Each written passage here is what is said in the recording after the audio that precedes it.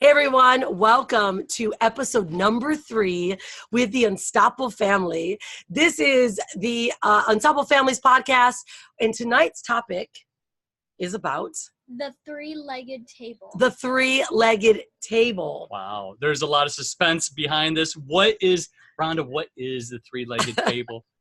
Well, first off, I'm going to give everyone a little bit of a setting. If you're watching this on our live stream, if you're listening to us in the podcast, we are sitting right now on the edge of the rice fields here in Bali, Indonesia. The birds are chirping. The mosquitoes are starting to buzz.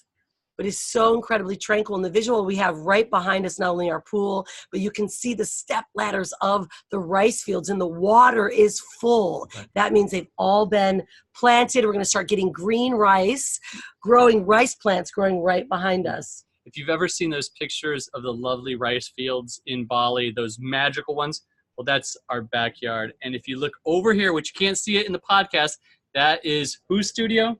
Mine. Hanalei Swan. HS Styles. And so that's where I do all my fashion designing, and that's where I am able to make and design all of my clothing, and we use all eco-friendly materials so you can feel good about buying something new and helping the world around you. Yeah, I love it. All right, so let's get into the topic, Unstoppable Family, shall we? Let's do it!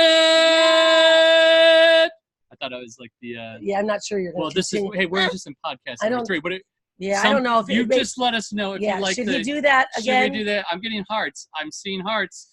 All right. Yeah, I don't know. We're going to let the audio, the listeners tell us if we should continue those loud noises because, all right, the Unstoppable Family really new at the podcasting, right? We're just like very characteristic. We do video, like we're always in front of people. But the podcast... We're gonna have to really learn if we got to start painting more pictures, being less crazy with our voice. I don't know. We're figuring it all out. Yeah, we're going to roll with it. And you guys, when you guys give the feedback, we're definitely going to know. But today's, without further ado, the drum beat. The three-legged table. Okay. All right. So the three-legged table is a philosophy that the Unstoppable Family has followed from day one, from when Hanalei was just born. Now, we started traveling. If you haven't heard all of our story, make sure you go to podcast number 1. But we've been traveling now, coming up this November 28th for 10 long years. What, yes. Hanalei, you don't get the cue anymore?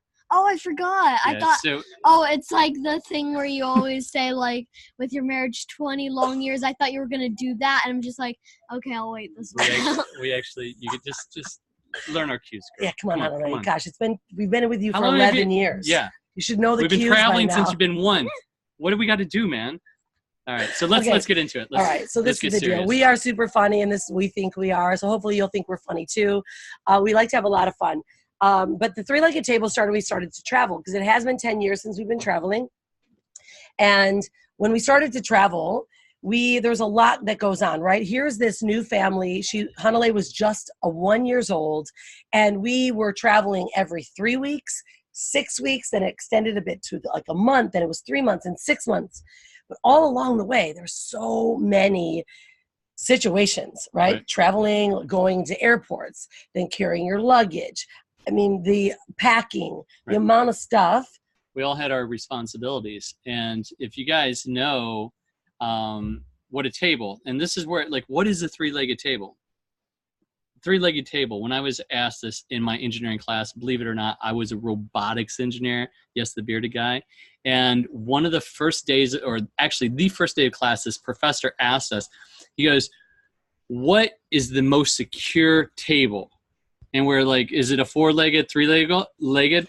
And, everybody was like, it's a 4-leg. And we had to, like, give reasons why.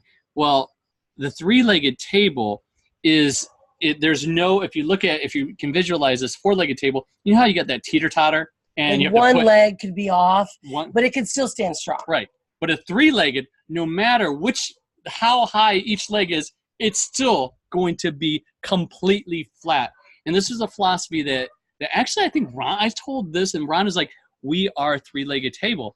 And yeah, because on 3 legs, right, one leg is off, then it falls and the down. table falls flat on his face. right? Or it just falls flat. So there's no room for error. So Hanalei, when we were, started to travel, we realized, like, after Brian shared that, like, we are the three-legged table. That means all of us in everything that we do. We not only use the three-legged table in the way that we build our day, mindset, right? Exercise. Yep. Right? And of course, doing personal development every day, like personal development, exercise, and business, pretty much. Quiet time, meditation, but yeah, those are the three things that we. So that's like the anchor. That's our base. But then we started to bring it into our family, being Hanalei's a leg, Brian's a leg, I'm a leg, as we traveled, because there were so many things that we were dealing with on a daily basis. There were so many things that was going on. All of us were like, oh, what's going on? Let's all do this. And so when we really learned about the three-legged table, what happened was we're like, okay, we're all going to stand strong on our legs. So we were represented as each leg. And so then we had the table on top, which was everyone's problems or everyone's things to do. And if anyone was off, the table would fall down. Since only with two legs, it would fall flat on the floor. That's right. So when you were super young, I mean, Brian and I, of course, Dad and I were, figuring all this out, and you were still super little. So we're like, even there was times before you even knew about the three-legged table, you had not very many fits. You remember we were in, I don't remember what airport, but Hanalei for the first time decided to freak out. And she never really did that before. So we're like, all right, here, let's practice this parenting concept. How do we hold Hanalei responsible, even at like a year and a half or 2 years old? And she freaked out, and we just kind of let her sit there. And Brian and I did our thing. He was checking us in. I had the luggage, and we just let her realize she can't get away with it. And then slowly, you started to gain understanding that you had a responsibility, right? So now your responsibilities are what when we're in travel mode? I have to take care of all my luggage. I have to make sure that all of my bags or all of my valuables are responsible for me, and I have to carry my weight. And a lot of times what happens is I'll bring a couple extra art supplies and maybe 20 to 30 books, and so I have this backpack, and you have to carry it. And I realized during that I didn't really think that I had to, and that someone else would be able to do that. But slowly I've been able to think, okay, what am I going to pack? I know that my parents are not going to be able to take it. I know that I have to carry it. So I've gotten wheelie bags. I've gotten bags like with wheels, so then I'm able to actually carry all the things. And then I'm able to be held responsible for my things, my items. And before even we get to the airport, I am held responsible for what I pack. If I pack something if I didn't pack something that I wanted, then no one can say, oh, everyone says, oh, sorry, you gotta remember next time, since that was my responsibility. And growing up in that way, where I've been held responsible, I've been able to be held responsible for my things and my actions, and knowing, okay, thinking for myself and saying, I have to be responsible for this. This is actually my stuff, and that someone else is not just going to be able to help me with it. Because if parents, especially with younger kids, are trying to prepare them for the real world, they'll start to maybe like carry their bags or something, or they'll do something for them or carry them. It's like, if you want to really prepare them for the real world, they have to be held like a promise. Like, you have to promise them, you are doing this and I will not do it for you. And if you mess up, you are held responsible for that. And of course, I will guide you through it and be able to help you, but you are held responsible for your things, and that you are the one who's taking care of yourself. We will give you food, water, love, and shelter, but if you want toys, if you want this, you have to be able to find a way to get those things. Yeah, that's exactly. So Hanalei is sharing even in more depth of that three-legged philosophy. So she takes total responsibility. We do the same, right? Even there's times, right, where let's say Dad's off. We're like, Dad, pick up your pace here, man. Right, Mom? And you know what? And I'm interrupting so quickly. I don't get a word in here. But the thing is, we are able to call each other. We Yeah, know, right. and we don't get hung up on it. But I think it's a big thing for families or for even couples, everyone to listen to, is when you don't get hung up on things. You have to be able, especially in our situation, you've got to be able to say, look, you're off, and not take offense. Right. Right? And you can get upset for a little bit, but like, get over it. Let's move on. You realize it. Let's go. Because when you're moving through different countries and you're going through customs, you don't have time. It's like, we're moving. This is it. Let's get it on. And when you realize that, okay, they're in control, let's go. Boom. Yeah, exactly. And that's the thing. If someone always takes lead, right? So we all have our roles, and someone always ends up taking lead. So if it's like, someone is one of us or not cooperating, or you're having a bad day and you're complaining or creating a problem, it's like, look, we've got to get together. Let's go Ensemble family. Let's put our legs up. Let's put the table up, because something's going to fall. And what happens, Hanale? We all vibrate on each other's energy. Right. Yeah. Right? So if there's one, we're only as strong as... Yes. If some of us is maybe in a bad mood, they're tired, they're like, I don't want to be here. Everyone else will be like, oh, I don't want to be here. I don't want to do this. And so we all need to be in a positive mood. We're like, okay, let's go. So all of us either have different responsibilities. We're like, okay, you're choosing the restaurant, you're helping getting all you're carrying the electronics bag, you're carrying all the valuables, or you're getting all of the snacks or something like that. So all of us have our roles. We're like, okay, this is what we're doing. No, you're not doing the electronics bag, mom is, or something like that. It's like you have to stay on track of what you're doing so everyone else can stay on track on what they're doing. Yep. Yeah. And it's also like a code to where you get it, to where it's like three-legged table people. And it's just like, and it brings you, snaps you in. If you're in, where you're like, you can't say anything, like you're out of control, or you're irresponsible, or like unreasonable right now. It's like three-legged table. Got it. Yeah, because this works in everything, in families. We've not only traveled together, we work together. We're literally in the same space at all times. Hanale's now homeschooled. So it also works in everything that we do, because it creates the foundation. And if you're all aware of it, then you can call each other out and no one takes offense. We also live by the 5 agreements, which was part of Paulo Coelho's book, the 5 or 4 agreements, start off with this 4 agreements, which is never take things personal, is one of the biggest ones. Mm-hmm. Don't take things personally. So we all live by the 4 agreements, which is don't take things personal, always do your very best. What's the other ones? To be impeccable with your word, which is a big integrity piece. And then listen yet be skeptical, right? So we've always just lived by that. And once we've all agreed to that code, which means don't take things personally, we're able to say things to each other and realize that they're just speaking their truth. Right. And we got to be able to handle it, especially when you're travel. But it's also in a normal way of living, right? I mean, if we were all taking things personally or being offended by stuff, we'd never get through the day. And let me give you an example, because like when Rhonda, when she brought me into personal development, and should we keep on going on this one, or is this a different podcast? I don't know.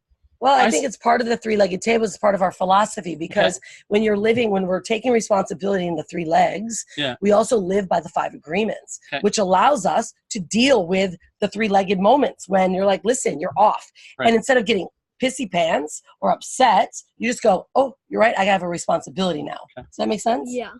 And the first time that I got it was before Hanale was born, and Rhonda started listening to Deepak Chopra, and he says, happiness is a choice, and you're going to choose based on, you can take a different meaning based on what I say. So for example, if I said, who's like Lisa, you're ugly. Now you can totally be offended, or you can laugh at me. It's a choice, right? Yeah. And especially like when someone like says, you're ugly, you're horrible, or something like that. It's like you can either, like how Dad said, you can take offense for it, or you can say, wow, something might be going on with them where they're able to lash out. It's not able, no one should be able to do that to someone, since a lot of people have like feelings. They actually feel like they're like, oh, they're thinking in a different way. Like, what if I am this? But if you're truly thinking like, is there a reason why that person is saying something? Because what if you don't even know that person? Especially online, there's so many online bullies, and they don't even know the people. They just laugh at them.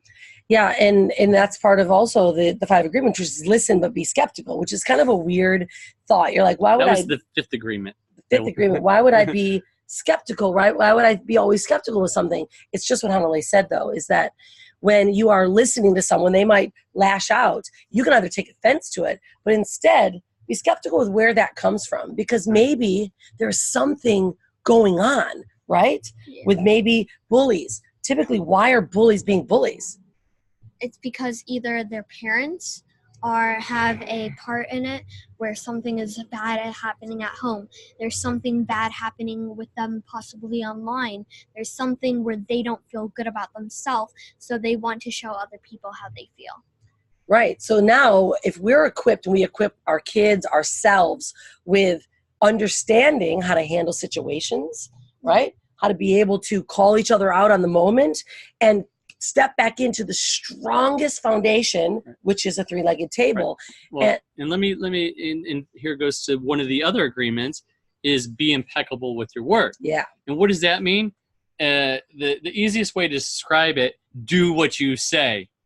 Yeah. And Rhonda and I, before Hanalei was born, when she got started in the online world, everybody said, go to Landmark. Mm-hmm. We didn't know what it was. We just knew that all these top income earners were doing it, and they said, do it. And we went to it, and it was the 3 days that was the most rewarding, yet you never want to do it again.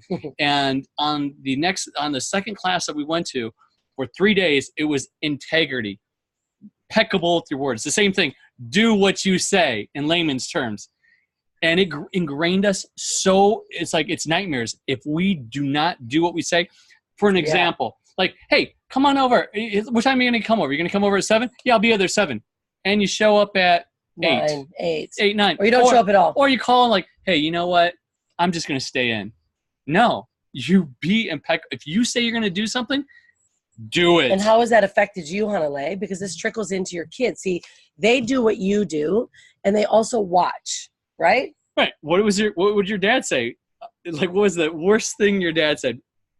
Do as I say, not as I do. He used to say that. I'm like, and I used to challenge. I go, well, that doesn't make any sense. Why would I do what you said, not what you do, right? And so we always changed that philosophy, right? Because I think our families and our parents only know what they know. So how has that affected you, Hanalei, with doing exactly what you say? Because most kids never learn I didn't learn what integrity was until I was in my 20s. It's because so many kids, what will happen is they'll just say, oh yeah, I'll do this. And then they're like, okay, yeah, I'll do my homework. And then they end up not doing their homework on the day they said. Or like, if we can show kids integrity and show them like, okay, you have to be strong with your word because your word is your bond. Yeah. And so just let's think about it in a way where it's like your word is a contract. When you say, I'm going to be here at this date, this time, and I will see you, that is a contract that you're signing, and you're not able to get out of it. Wow. Because you, like, say, okay, this is what I'm doing. And so that's, like, bounds you to that contract. And so if you don't do it, you're, like, they either get mad or you feel bad about yourself inside. That's your conscious talking, isn't it? Yes, because it's, like, a contract you have. It's like, oh, I didn't fulfill on this. Oh, how am I going to make it up? And especially in business, like you have to be bound to that contract, because if you don't do what you said, bad things can happen, especially going into karma, all of that, going from the 3-legged table to integrity to all of this, it can go for so long. It really becomes part of you, right? So we discussed quite a bit about our family values. Now the 3-legged tables become a value, but then the integrity piece, that's a value. And so, teaching kids a part of our family, we did it early because it was the only way we can get through traveling like we were. And then we realized this is everything. This is our business. This is everything that we do. And now, Hanalei, these are values that you run in your business. Did you learn that in school? No. What did I learn in school? Well, you learn a lot of things in school. No, I know. I'm saying, like, in life-wise, I'm able to learn from life more than a classroom. Which the life stuff is also turned into part of what you do in business, isn't it? Yeah. Correct. Yeah. And of course, I learn my math. I do my spelling and math every day because, of course, I use that in business as well. I do my math every day because I have to learn my measurements. I am learning all how to do prototypes. I want to start doing patterns. I want to do all of this. And being able to do sales, all of that, you have to know your money. And just to let you guys know, if you guys don't know who she is, she's 11 years old. Because I don't think we actually said that at the beginning. Yeah, if you're listening to the podcast, Hanalei is 11 years old, right? Why don't you introduce yourself? Hi, I'm Hanalei Swan. I'm the creator of HS Styles, a socially conscious fashion brand, and Unstoppable Kids, a inspirational kids movement. I'm a fashion designer, artist, author, international speaker, and I want to change the world. Wow. Well, I think and that did not happen by not having being part of this three-legged table, did it? Yeah. With a foundation of integrity. So tonight, I really appreciate everyone listening. It's our night here in Bali, and we're going to continue our podcast. We're not only going to continue them live, but we're going to continue the podcast so that we can get a true insights on what does it mean to be an unstoppable family? What does it mean to raise an unstoppable kid?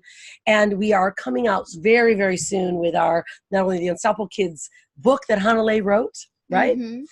And the Unstoppable Kids program. We are so excited to have more unstoppable kids in this world, inspiring each other, kids helping kids, and making the world a better place by not just being asked, what do you want to be when you grow up, by being asked, what do you want to be now? We are going to be doing a lot of podcasts, especially talking about those topics, because those are topics that are connected to our family values. And I'm super excited to be able to talk with you guys and be able to share a little bit of our wisdom and about our life. Feedback is amazing. If you're able to give us feedback on Facebook, Instagram, all of that stuff, that would be incredible. We can't wait to hear from you guys more. We've had an amazing time doing these podcasts, and we can't wait to do more. This is the Unstoppable Family. And no. But before you leave, if you don't mind giving a review on Apple, give it a 0 stars if you think we're blah. Give us 5 stars. We love it even more. Give a review. Thank you much. We appreciate it. And don't forget to be unstoppable. Thanks, everyone. Bye. All right, that's the conclusion, guys, of the podcast. And we're going to wrap this up on this, and we're going to close this one Thanks, down. everyone. Be unstoppable.